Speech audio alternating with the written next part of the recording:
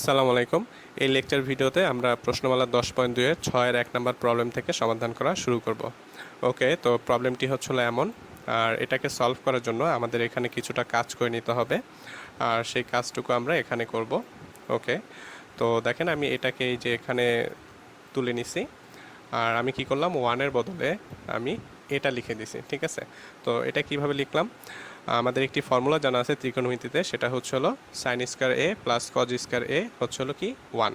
তো আমি কি করলাম, এ এর জায়গায় এক্স বাই টু বসাই দিছি। ঠিক আছে, আচ্ছা, আর এটাকে আমি এই যে এখানে লিখে দিছি। আচ্ছা, তো এখন দেখেন আমি কি করলাম, সাইন এক্সের জায়গায় আবার এটাকে বসাই দিলাম। তো এটা কিভাবে পাইলাম, তো সেটা এই যে এখানে আমি লিখে দিছি। তো আরও একটি ফর্মুলা জানা আছে আমাদের, sine A plus B equal হচ্ছিল sine A cos B plus cos A sine B. Okay, তো এখন দেখেন আমি এ এবং বি এর জায়গায় এক্স বাই টু বসাই দিছি। তো যেখানে যেখানে এ এবং বি আছে সেখানে সেখানে আমি এক্স বাই টু বসাই দিছি। ওকে, আচ্ছা, তো এই অবস্থায় দেখেন x by two plus x by two আমি যদি যোগ করি তাহলে পাবো এক্স।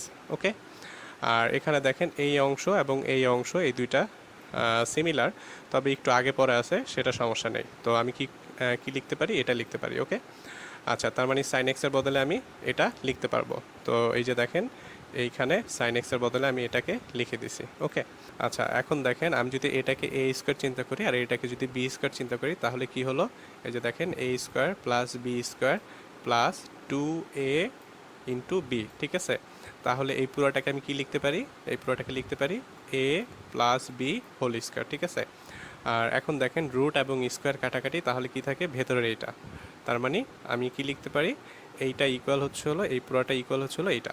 ওকে, তো এখন আমি কি করব, এই যে এখানে এইটার বদলে আমি এইটাকে বসাই দেব, এই যে পরবর্তী লাইনে আমি এটাকে বসাই দিছি। ওকে, তো এখন দেখেন আমি সেপারেট করে দিতে পারি, এই যে আমি সেপারেট করে দিলাম। আর এখন আমি কি করব, এই এক্সটাকে একটু নামিয়ে লিখব, এই যে নামিয়ে লিখলাম। ঠিক এইখানেও সেম কাজটা করছি। তো এখন দেখেন আমি যদি এই পুরাটাকে এক্স চিন্তা করি তাহলে কি হলো সাইন এক্স। ওকে, আর সাইন এক্সকে যদি ইন্টিগ্রেট করি তাহলে পাবো মাইনাস কজ এক্স। ওকে, তো এই যে মাইনাস কজ আর এক্স যাকে চিন্তা করছিলাম তাকে এই যে এই পুরাটাকে এটাকে এখানে আমি লিখে দিছি। আর এক্সের সাথে যে গুণ আকারে আছে 1/2, এটাকে আমি 1 বাই আকারে লিখে দেবো, এই যে 1/1/2। ঠিক আছে, তো সিমিলার কাজটা করা হয়েছে এইখানেও। তো এইটার জন্য ফর্মুলা ইউজ হবে এইটা। তো আমি যদি এইটাকে ইউজ করে ফর্মুলাটা ভেঙে দিই, মানে এটাকে যদি ভেঙে দিই তাহলে পাবো এটা, আর পরবর্তী লাইনে ক্যালকুলেশন শেষে পাবো এই যে এটা, আর এইটাই উত্তর। এখন দেখা যাক 6-এর 2 নম্বর প্রবলেমটি। প্রবলেমটি হলো এমন, আর এটাকে সলভ করতে হলে এই যে নিচে যেটা আছে এটার অপোজিট সাইন দিয়ে উপর নিচে গুণ করে দিতে হবে। ওকে, তো দেখেন এই যে এখানে মাইনাস দিয়ে আমি এটাকে উপরে এবং নিচে গুণ করে দিছি। ঠিক আছে, ওকে, তো তাহলে দেখেন নিচে কি পাচ্ছি, এ প্লাস বি ইন্টু এ মাইনাস বি। তাহলে এটার বদলে আমি কি লিখতে পারি, এ স্কোয়ার মাইনাস বি স্কোয়ার।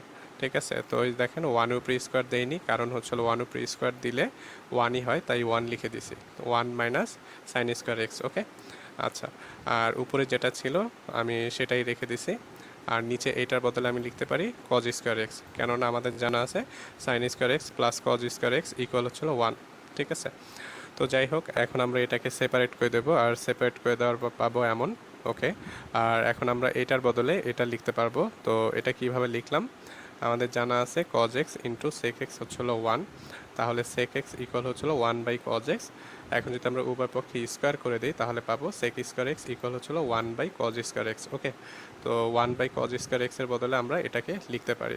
তো এই যে দেখেন এখানে আমি লিখে দিছি। ওকে, আর এটাকে লিখতে পারি 1/cos x into sine X by cos X. Okay, তো আমরা এটাকে লিখতে পারবো আবার ট্যান এক্স, এই তো, আর এটাকে লিখতে পারবো সেক এক্স, এই যে এই লাইন থেকে। ওকে, তো এখন দেখেন আমি কি করতে পারি, সেপারেট করে দিতে পারি, এই যে দেখেন আমি সেপারেট করে দিছি। আর আমি যদি ইন্টিগ্রেশনে এই দুইটা ফর্মুলা ইউজ করি তাহলে এইটার বদলে লিখতে পারবো ট্যান এক্স, এই যে এটার বদলে আমি লিখে দিলাম ট্যান এক্স, আর এটার বদলে লিখে দিতে পারবো সেক এক্স, এই যে দেখেন এটার বদলে আমি সেক এক্স লিখে দিছি। তো এইটাই উত্তর। এখন দেখা যাক 6-এর 3 নম্বর প্রবলেমটি। আর প্রবলেমটি হচ্ছিল এমন, আর এটাকে সলভ করতে হলে আমাদের এখানে একটি ফর্মুলা ব্যবহার করতে হবে, আর ফর্মুলাটা হচ্ছিল এটা। তো এটা তো আমরা ব্যবহার করার নিয়মটা জানি, সেটা হচ্ছিল কি, এখানে যেটা থাকবে সেটা 2 গুণ এখানে লিখে দিতে হয়। ওকে, আর আপনি যদি উল্টাভাবেও চিন্তা করেন, এই যে এখানে যেটা থাকে সেটার অর্ধেক লিখে দিতে হয় এখানে। ওকে, তো আমরা আসলে উল্টাভাবে এখন লিখব, মানে হচ্ছে হলো এই পর্যায় থেকে আমরা এইটাতে যাব। তো দেখি, তো দেখেন এখানে একটা প্রথমে 2 দিতে হয়, আমি একটা 2 দিয়ে নিলাম। তারপর হচ্ছে হলো cos স্কোয়ার দিতে হয়, cos স্কোয়ারও দিলাম। আর এই যে দেখেন এখানে 2x ছিল, তার অর্ধেক লিখতে হবে এখানে, ঠিক আছে। 2x divided by 2, that means 2 কাটাকাটি থাকে x। তো এই এক্সটাকে এখানে লিখে দিতে হবে। আর আমাদের এখানে যেটা আছে x, তো এই এক্সকে যদি আমি অর্ধেক করি, তার মানে x/2, এটা আর কিছু করা যায় না, তাই x/2ই লিখে দিতে হবে। ওকে, আচ্ছা।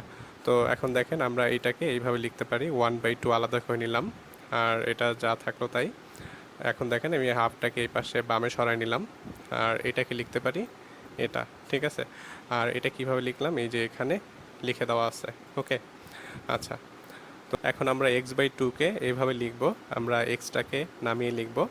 ওকে, তো এখন আমরা এই পুরাটাকে যদি x চিন্তা করতে পারি, তাহলে কি হচ্ছে sec স্কোয়ার x। ওকে, আর sec স্কোয়ার এক্সকে যদি ইন্টিগ্রেট করি তাহলে পাবো tan x। ওকে, তো এই যে দেখেন tan, আর এইটাকে তো আমি x চিন্তা করছি, তাই এটাকে এই যে এখানে লিখে দিছি, আর x এর সাথে যে আছে তাকে 1/2 আকারে লিখে দেব। ওকে, তো 1/2, ঠিক আছে, কেননা x এর সাথে হাফ আছে, আর ইনটু হাফ, এই তো। ওকে, আর প্লাস সি। আর এটাকে যদি আমি ক্যালকুলেট করি তাহলে এমন পাবো, এবং পরবর্তী লাইনেও যদি ক্যালকুলেট করি তাহলে এটা পাবো, আর এটাই উত্তর। 6-এর 3 নম্বরকে ভিন্নভাবেও সলভ করা যায়, আর এটা একটু আপনারা দেখে নিন।